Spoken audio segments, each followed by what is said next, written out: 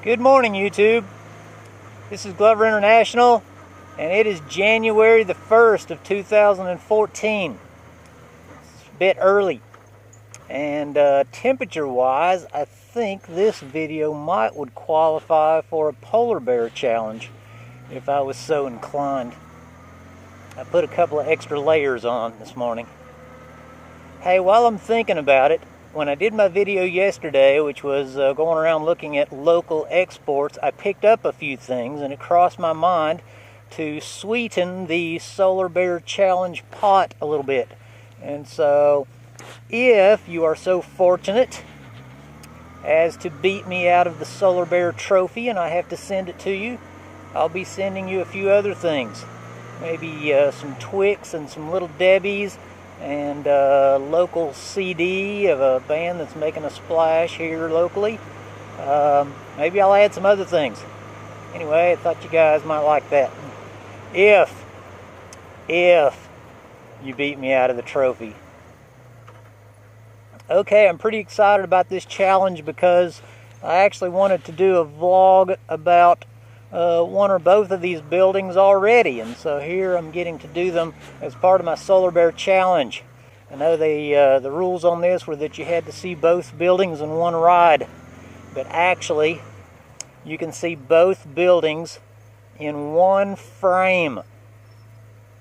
That gray house that's closest to me there is my old building, and the building behind it is a beautiful new church.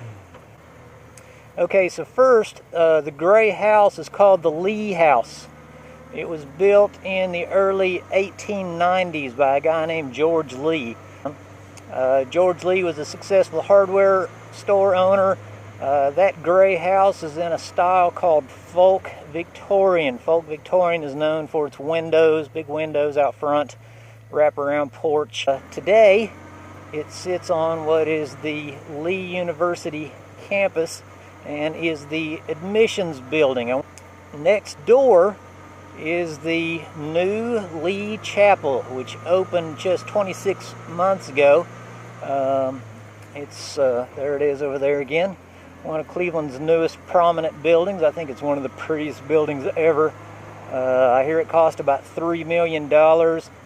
It's in the style of neo-Gothic and Romanesque, which is really surprising because most of the architecture, the newer architecture that they're doing here at Lee, is in Greek Revival and is all bricks and red columns. Right now, Lee University owns both of these properties. It's interesting that that house is called the Lee Building because the guy George Lee that built it, his name is spelled L-E-A, and Lee University is spelled L-E-E. Anyway, I think it's really cool that one of the oldest buildings in town that's pretty awesome and one of the newest buildings in town that's pretty awesome sit right next to each other. There you go. SBC 4. A for architecture. Have a great day. Okay, guys. It's about 10 o'clock on January the 1st. So the only audience I'm likely to get is security, but that is a chance I'm going to take just for you guys, right here in front of this beautiful church to do my walk around. Alright guys, as you can see, I've got the wonderful old building there behind me. I've got the wonderful new building here behind me, all in the same frame. Isn't that awesome? So I'm going to do my walk around. Here he goes. Solar Bear, Solar Bear, Solar Bear. Solar Bear, Solar Bear, Solar Bear.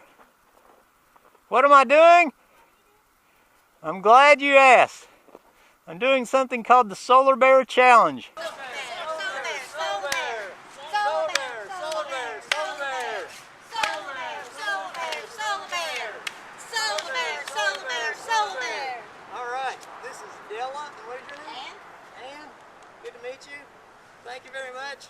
You're going to be famous.